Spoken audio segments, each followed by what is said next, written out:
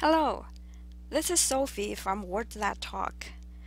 This video is a shorter version of my workshop on adaptable vocabulary teaching techniques, focusing on evaluating vocabulary activities.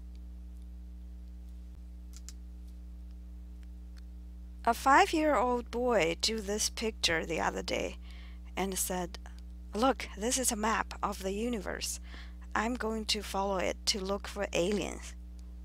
I asked, "Where will they be, the aliens?" He said, "I don't know. I will find out when I see them." My search for great vocabulary activities started with a similar process, looking for something without a clear destination. Over the 12 years of teaching both EAP and LINC, I have collected some standards to evaluate vocabulary activities, and this is what I would like to share today. First, a vocabulary activity has to exercise words, so let's refresh our memory on word knowledge. What does it mean to learn a word? Sometimes we say, "Oh, my students need to learn 20 words each week." What do they actually need to know about those words? For example, what do they need to know about the word alien? That's right. They need to know how to spell the word alien.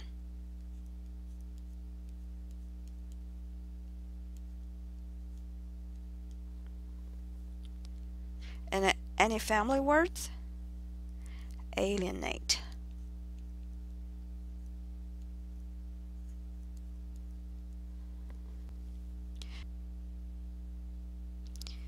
Alien can be both adjective and noun.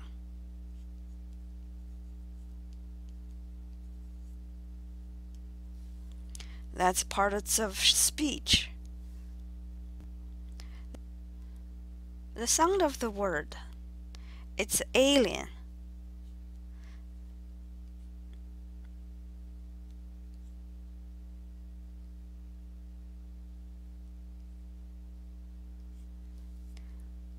Not a lion.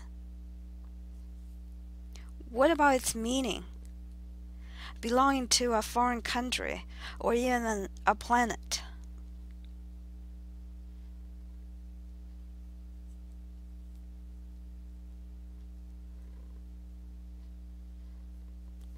What words would go together with alien? Which one is more common? Alien bike or an alien spaceship? That's collocation.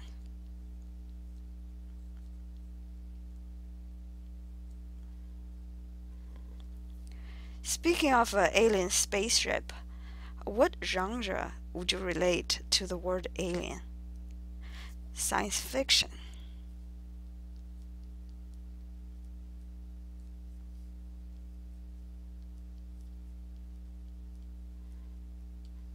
The register.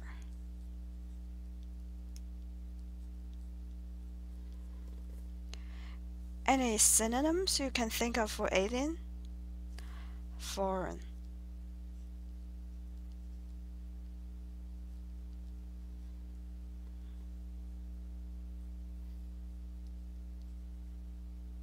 Non-native.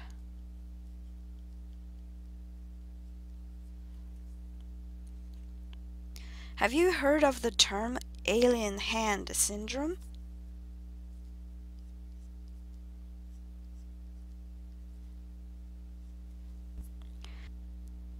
It's a medical term referring to a neurological disorder that a patient has no control over their hand's action. Sometimes it happens after a brain surgery. So that's a specific use.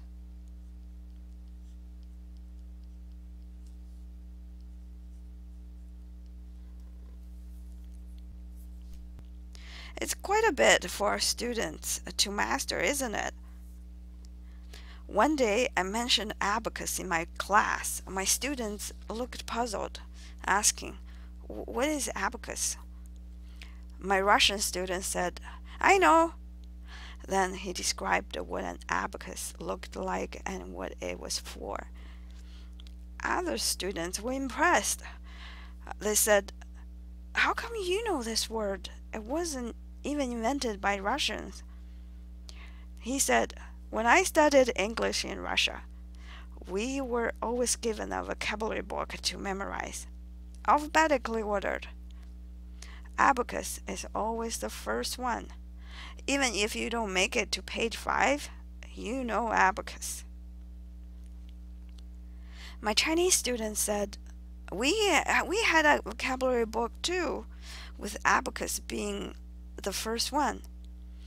When I see the word abacus, I know it, but when I heard you saying it, I didn't recognize it. This is why we have to remind our students from time to time of this list to guide them through vocabulary learning. They may start with spelling and definition, but they would need well-rounded word knowledge for their language learning purposes, such as appropriately using them in academic writing or business presentations. Otherwise, we as teachers cannot claim that our students have learned 20 words this week.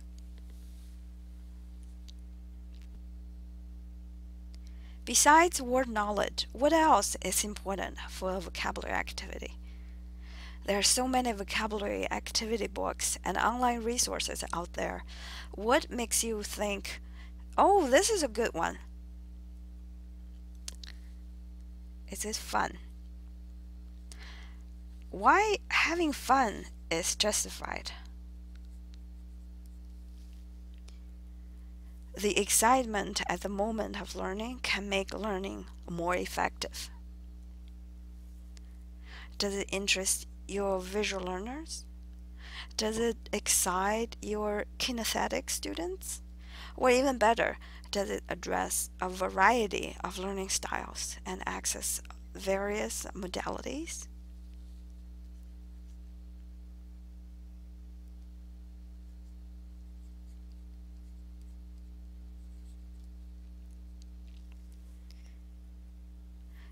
Do your students learn better with 20 words unrelated to each other?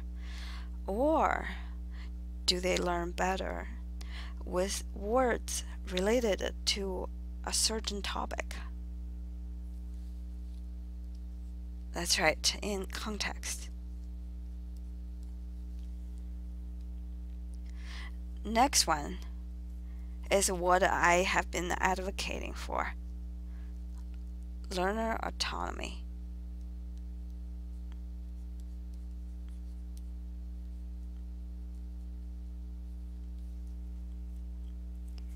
Learning English can be a lifelong task for our students.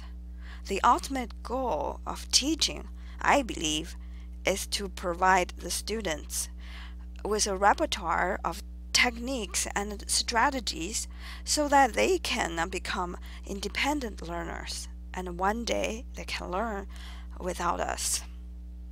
It sounds a little bit scary, isn't it? What are we going to do if they can all learn English by themselves?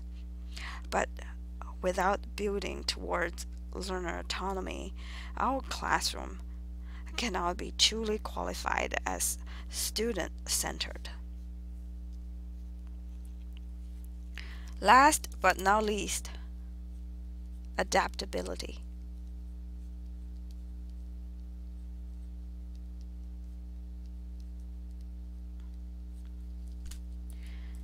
Can this activity be adapted to another group of words, or another group of students, or become an assessment tool? With adaptable activities and less prep, we can all be better rested and more energetic in the classroom to provide the students the individual attention that they deserve, that truly makes classroom learning more effective.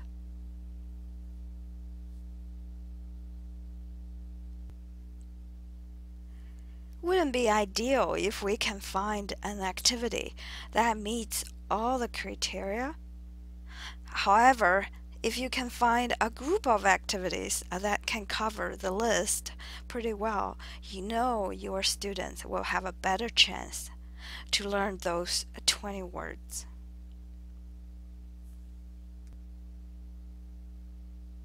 This chart is for evaluating vocabulary activities. You can download it from my website to give it a try. To put the chart into a test, you can also watch another video on a free mobile app, a vocabulary app. Fill out the chart and see if it is the vocabulary activity that can benefit your class, your students. Have fun teaching and learning. See you next time.